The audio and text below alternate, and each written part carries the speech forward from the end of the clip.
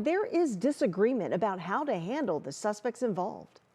Oh, yeah, okay. How that impacts communities, and then I'm working. Waverly Willis owns multiple barbershops now. A childhood passion he turned into a career. Kids do what they see.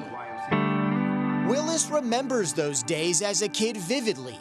He describes his youth as happy, but not perfect. It was some drinking, it was some drugs in my family, it was definitely domestic violence. But again, to me, that was normal because the same thing was happening to the kid down the street. He can also remember when things started to take a turn. I started finding trouble earlier on, 11, 12, 13 years old. I led a double life. You know, my mom had no idea that my friends and I, because of sports, she thought we was at football practice and we was out on the block selling drugs. Selling drugs before his teenage years sent Willis on a slippery slope. It's a story he sees in many neighborhoods today as juvenile crime creates chaos for families. I wasn't a bad kid. I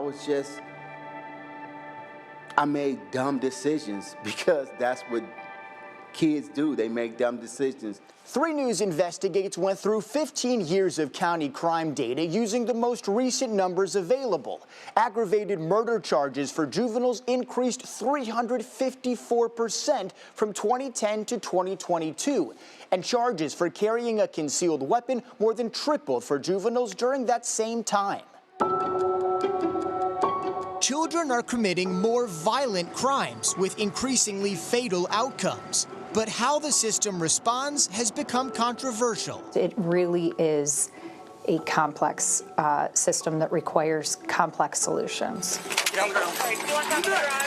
Law enforcement makes the arrest. The prosecutor's office brings the case, and a judge decides where the offender goes next. But justice is not one size fits all. Based on the level of offense, the severity of offense, the child's history of reoffending, we can make mistakes by putting low-risk young people in with high-risk kids. That will result in more recidivism and less community safety. 3 News Investigates reviewed data appearing to show the system's hesitance to lock up young criminals.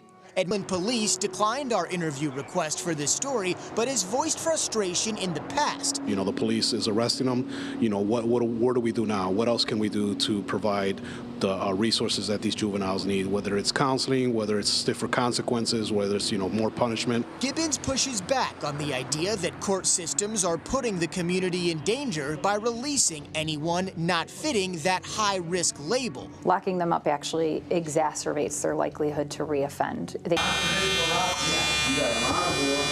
Back in his barbershop, Willis reflects on his past life. Today, he regularly visits juvenile detention centers to provide haircuts and advice. He's seen firsthand what happens inside.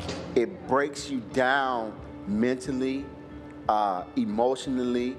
You feel abandoned. But when it comes to juvenile justice, what can't be debated is how neighborhoods suffer when teenagers cause trouble across their communities.